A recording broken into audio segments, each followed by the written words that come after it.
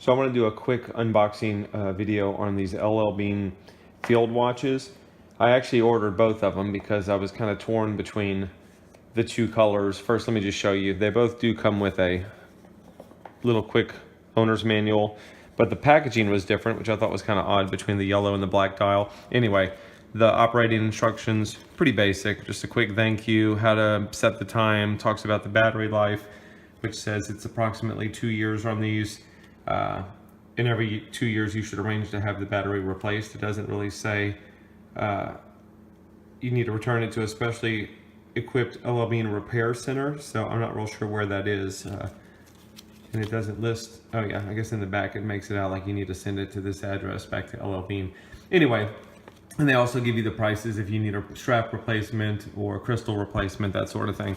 What I wanted to show was the reason these watches aren't going to work out for me is because I was actually under the impression that, especially on the black one, if you look on the LL Bean website, they made it out like the numbers on the inside of the dial that show you your hours were luminescent. And I'll show you in a second, I don't believe that to be the case on this watch anymore. But anyway, if you wanted a closer look at them, I don't have an issue with the styling. I actually like the way they look a lot. I think it's a good looking watch. Again, they are quartz, so they run on a battery, and they do contain tritium. So your hour markers in your hands have tritium tubes on them, so you will be able to view them in low light situations, but they do not contain any superluminova. So, you know, once those tritium tubes wear out over the years, you're not gonna have anything else on the watch that's gonna glow when you're in low light, which that was the issue for me. I wanted something that had tritium and superluminova. But anyway, I'll show you. The strap is rubber. Nice feeling, relatively soft, you know, feels like a pretty good strap. Here's the case back, if you want to take a closer look at the case back. Just mentions that it's stainless steel, mentions that it is a Swiss-made watch, it's water resistant to 660 feet, and it does have the Microtech H3 tritium tubes. So that's the black dial. And it does have plastic on the crystal. I'm not going to take that off because, again, I'm going to be returning these. But if you're looking for a watch and the luminova doesn't bother you, you know, I'm a big LL Bean fan. So, you know, I like supporting their company and I like what they stand for.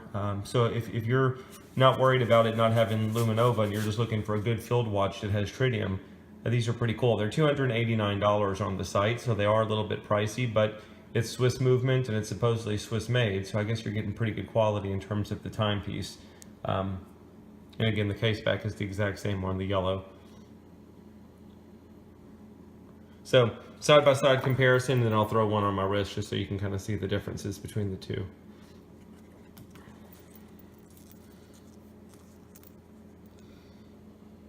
So again, good size, feels pretty comfortable.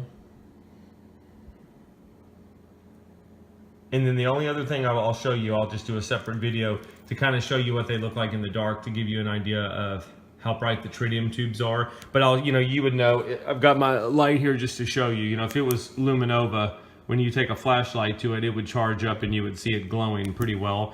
These don't have anything like that, but again, I'll confirm that here in a second. All right, so I'm gonna show you.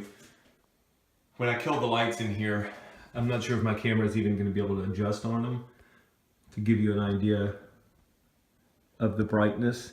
You know, the thing with tritium is it's not bright like superluminova once it gets exposed to the dark. Yeah, let me back away here a little bit and see. But the advantage is you don't need a light source to charge it. So you know, it's a radioactive material.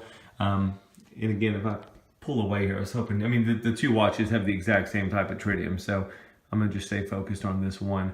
And you can see I've got you know, you've got the green tritium tubes and then you've got the orange tube at the top. But what I was showing you is from a luminova standpoint, if you had superluminova, if you charged it with the flashlight, you would see it after you cut the flashlight off.